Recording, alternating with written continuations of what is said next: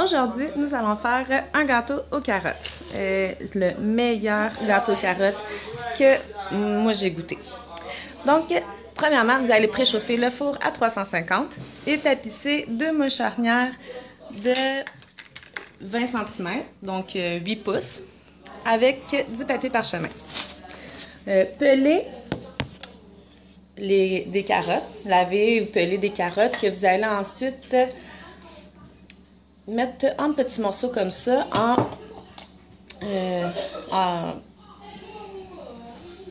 en pelant avec une râpe les carottes, donc 4 tasses. Ça va prendre au moins 5-6 grosses carottes. Ensuite, vous mélangez dans un bol séparé 2 tasses et un quart de farine non blanchie, une cuillère à thé et demie de poudre à pâte, une demi-cuillère à thé de bicarbonate de soude, une demi-cuillère à thé de cannelle et une demi-cuillère à thé de muscade moulue. Les deux, là, de cannelle moulue et de muscade moulue. La muscade, pas obligée non plus. Là, moi, je n'ai pas mis, puis ça goûte bon pareil. Et un quart de sel, de cuillère à thé de sel. OK? C'est vraiment genre 1 millilitre. Là. On va réserver tout ça de côté, comme on fait juste le mélanger à la main, là, pour pas le mélanger inutilement beaucoup. Là. Et on va séparer 4 œufs. Comme je vous avais montré dans une autre recette, là, les jaunes, 4 jaunes dans un bol, 4 blancs d'œufs dans un autre. Parce qu'on ne va pas les mélanger en même temps au début. On va prendre une tasse et un 3/4 de tasse de cassonade. Parce qu'on va mélanger le 4 blancs d'œufs. On va le faire à puissance maximum au malaxeur. Ça va faire mousseux. On va rajouter graduellement un petit peu de la cassonade, mais juste une tasse de la cassonade, OK? Là, pendant qu'on le fouette, ça va devenir comme un peu en pic. Je l'ai déjà fait pour vous montrer. Il faut que ça s'aille comme ferme, OK? Un peu style crème fouettée. Donc, le 3/4 de tasse de cassonade qui reste, on va le mettre dans un autre bol. On va mettre avec nos 4 jaunes d'œufs, une demi-tasse de jus d'orange, 3/4 de tasse d'huile de canola. Et on va brasser tout ça à la main, au fouet. Ensuite, j'avais oublié de mentionner qu'on ne va pas beurrer nos moules. OK? Parce qu'ils disent que finalement, sinon, ça va moins lever. On va juste le décoller en tournant autour à la fin là, pour que ça se décolle bien. OK? Donc, quand on a fini de réserver, comme que j'ai fait, le pot d'ingrédients secs et les blancs d'œufs avec la cassonade, qu'on a bien mélangé le restant des ingrédients dedans un autre bol, on va incorporer délicatement les ingrédients secs à celui de jaune d'œuf. OK? Puis à l'aide d'une spatule, on va incorporer la meringue en pliant délicatement. Puis ensuite, on ajoute les carottes. Donc, je vais vous donner un petit exemple. Je vais vous installer ici. OK. Bon. Moi, j'ai décidé de prendre un chaudron comme ça. Je vais ça plus facile pour le tenir. Je mets mes carottes de côté. Mon bol d'ingrédients secs, épices et sel. Et ma meringue. Excusez-moi. Et ma meringue ici de côté. Donc, avec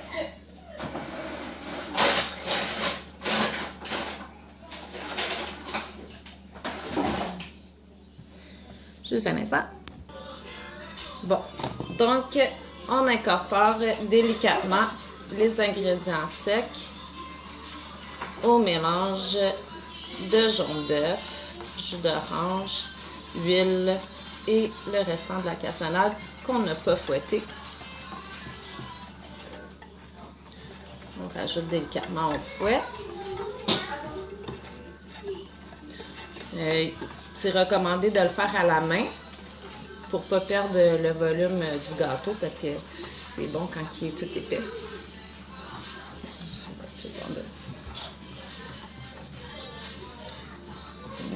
Ça.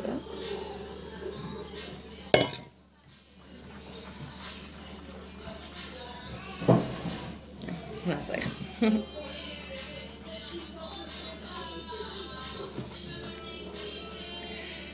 C'est vraiment bon, cette recette. Par la suite, on va faire un glaçage fromage à la crème avec sucre en poudre et beurre qu'on va venir rajouter entre nos deux couches de gâteau quand ils vont être cuits. Bon, quand que tous les ingrédients sont bien incorporés et mélangés ensemble, on va prendre notre spatule. Ça, en silicone, moi, je trouve qu'ils sont... c'est plus agréable de travailler avec parce qu'ils grattent mieux. Donc, on va l'incorporer en pliant. Donc, moi, j'étends la couche. Puis, on prend le fond et on le replie par-dessus. Pour ne pas perdre toujours le volume.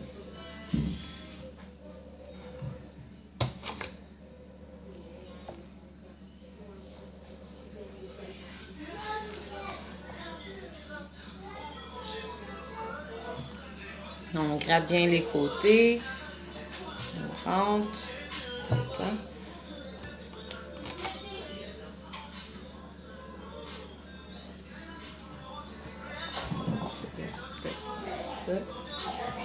On plie comme ça par-dessus.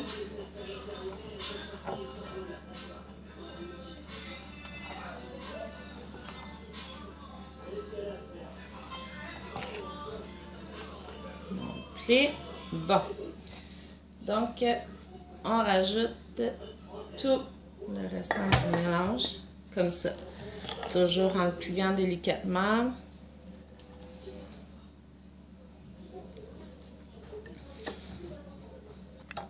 Bon, après avoir bien mélangé, j'ai transféré dans l'autre bol parce que finalement, ça se mélangeait plus très bien.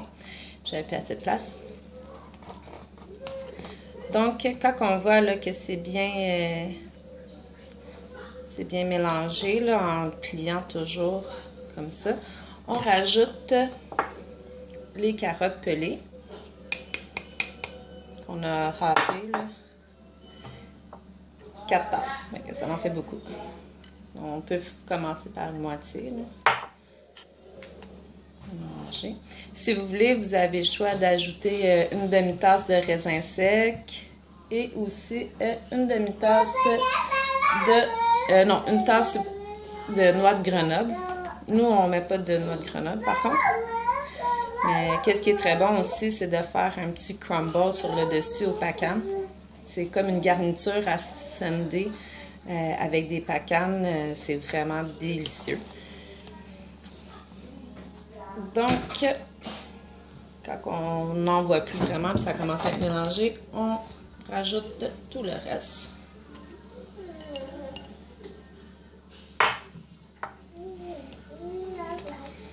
Donc, toujours en le pliant. On va venir bien mélanger. Essayer de ne pas trop le brasser là, en rond, parce que réellement, il faut toujours le replier pour essayer de ne pas faire descendre notre meringue qu'on a faite avec notre blanc d'œuf et notre cassonade.